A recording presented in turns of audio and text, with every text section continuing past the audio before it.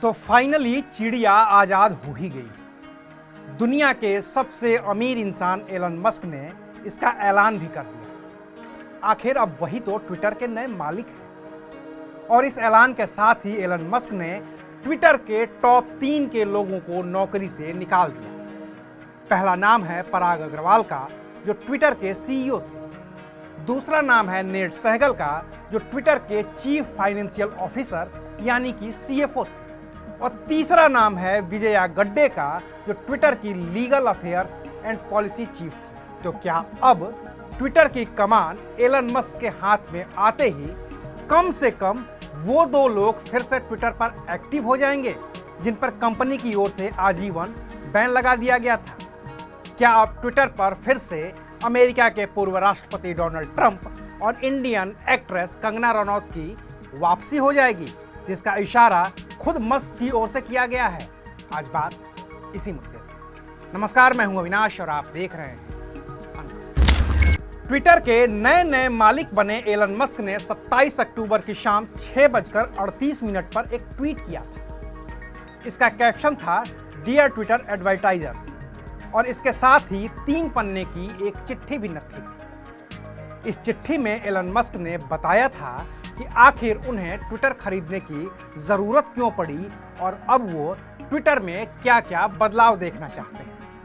Elon Musk ने लिखा था कि उन्होंने ट्विटर खरीदा इसलिए है ताकि आने वाली सभ्यता के पास एक ऐसा कॉमन डिजिटल स्पेस हो जहां अलग अलग विचारधाराओं के लोग, अलग अलग मान्यताओं के लोग और अलग अलग विश्वास के लोग किसी भी तरह की हिंसा के बिना स्वस्थ चर्चा कर सकें।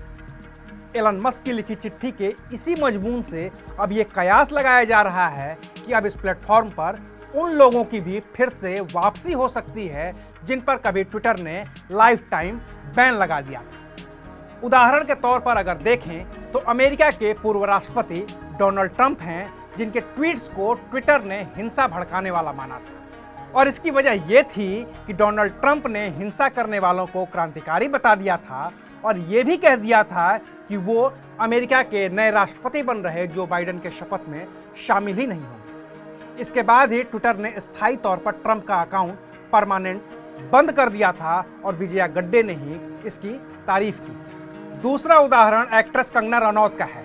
पश्चिम बंगाल में बीजेपी पर ममता बनर्जी की तृणमूल कांग्रेस की जीत और चुनाव के बाद हिंसा को लेकर कंगना रनौत ने कई पोस्ट किए थे और राज्य में राष्ट्रपति शासन लगाने की मांग करते हुए कंगना ने मुख्यमंत्री ममता बनर्जी को कसूरवार ठहरा दिया था और कई अपमानजनक शब्दों का भी इस्तेमाल किया।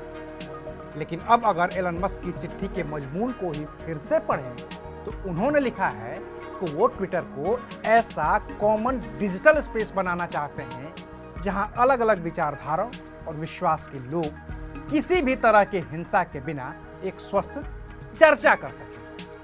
यानी कि ट्रंप और कंगना रनौत के पुराने ट्वीट्स को भी तो विचारधारा के आधार पर तौला ही जा सकता है और उनके पुराने ट्वीट्स को भी अलग अलग विचारधारा का बताया जा सकता है, माना जा सकता है।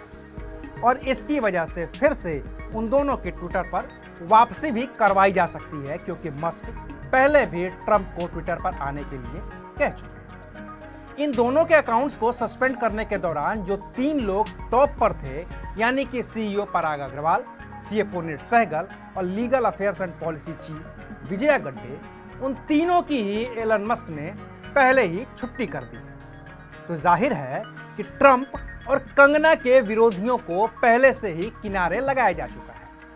हालांकि ये सिर्फ कयास हैं कि उनकी वापसी होगी और अभी तक न तो ट्रंप या कंगना की तरफ से और न ही ट्विटर की तरफ से ऐसा कोई बयान आया है कि उन दोनों की ट्विटर पर वापसी हो रही है। लेकिन मस्क की चिट्ठी ने अपने आप में कुछ सवालों के जवाब दे दिए हैं। इसमें आने वाले दिनों में ट्विटर पर बड़े बदलाव देखने को भी मिल सकते हैं। होने को तो ये भी हो सकता है कि आने वाले दिनों में लोग ट्विटर पर फिल्में देख पाएं, जैसा कि मस्क ने कहा है, गेम खेल पाएं, ये भी मस्क की इच्छा है। ऑनलाइन पैसे ट्रांसफर भी किए जा सकते हैं।